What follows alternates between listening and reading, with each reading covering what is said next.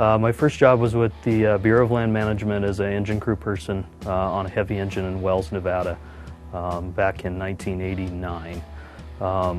What I learned from that first summer, it really opened my eyes to a whole nother world and made me realize that fire management is very complex, and there are a lot of different avenues or specializations I could get into depending on what I wanted to do. I never realized that there was that much stuff going on in wildland fire management. I always thought it was just a bunch of people jumping on a truck and squirting water and going back to the barn at the end of the day kind of thing.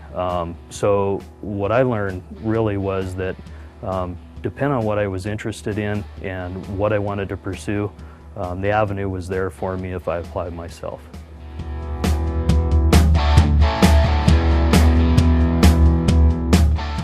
The biggest factors for me were role models and mentors throughout my career.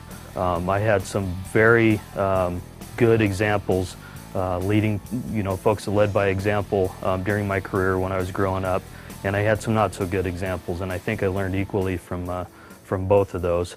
But what those folks really taught me was the value of people.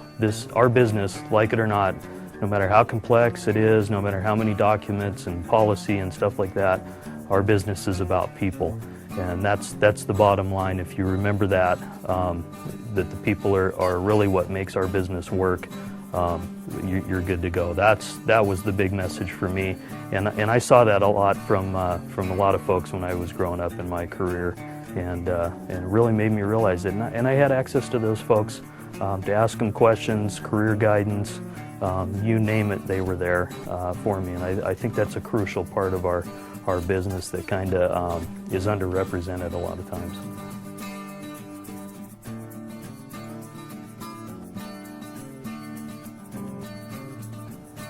A couple pieces of advice. Don't be intimidated by those opportunities. Just because you feel you don't know everything about whatever that opportunity is, take that opportunity, learn, apply yourself to it.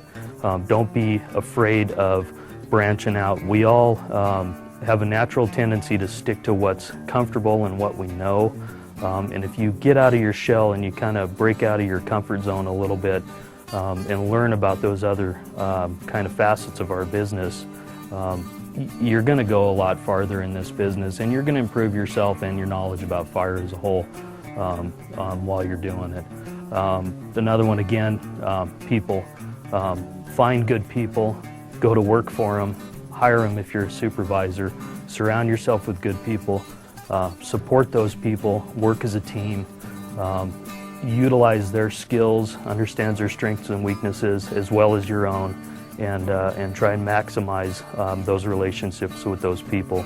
That's 99% the key to success if you're a supervisor, is finding the good people and hiring them and turning them loose and let them do their job.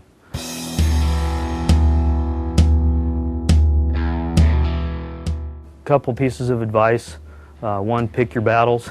Look at things in a more of a 30,000-foot view instead of being narrowly focused on some issue, and really evaluate what you want to do with the issue, if something needs to be fixed or improved upon, and figure out how to do it and pick your battles. Like it or not, we work in a bureaucracy. It is firefighting. It's fun, but there's a bureaucracy there, and sometimes you just got to focus on the battles you can fight and win, and rather than waste your time on the stuff that's kind of small potatoes. Another piece of advice I got was, again, back to people. Somebody very early in my career, when I got my first supervisory position as an engine captain, I wasn't allowed at the time to hire my own crew. They were hired for me.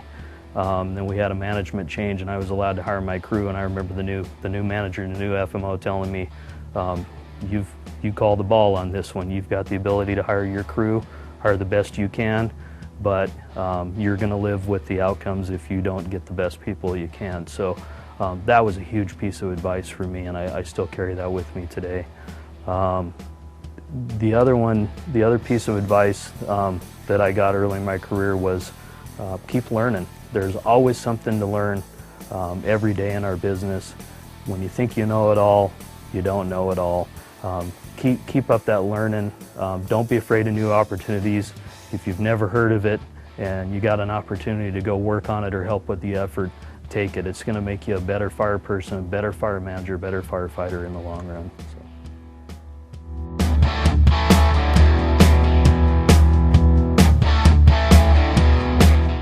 That's kind of a loaded question because I think it's the best career in the world. We get to travel all over the place.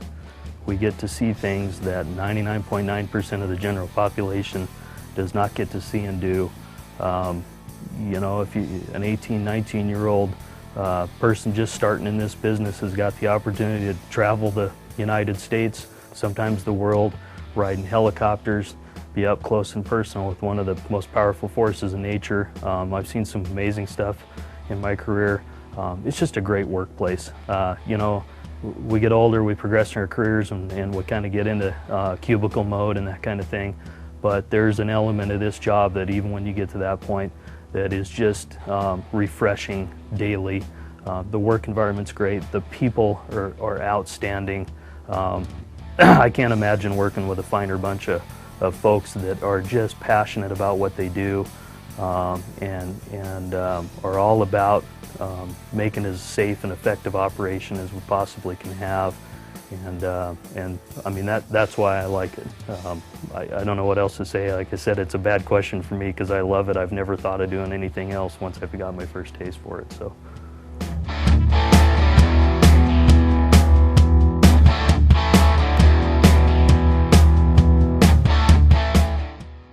You know, if you don't have your foot in the door yet, go look at some of those non-traditional avenues or places to get the training, get some experience, volunteer fire department experience, community college fire courses, regular college fire courses.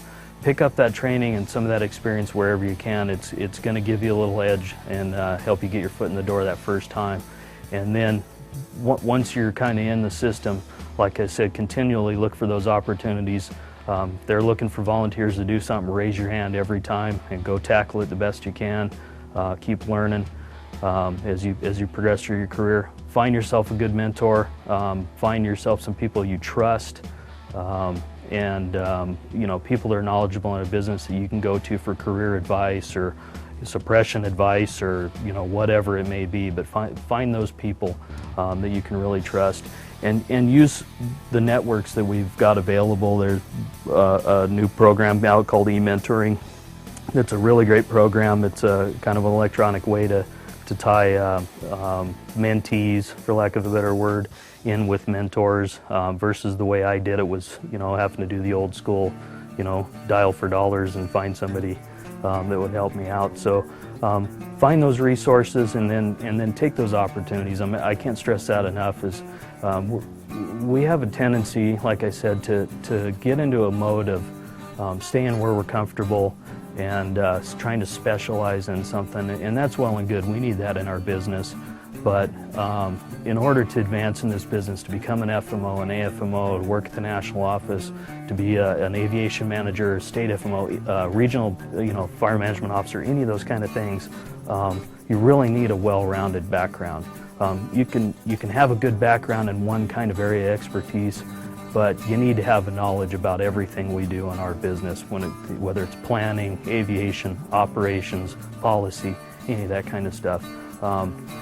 Learn that stuff and be familiar with it.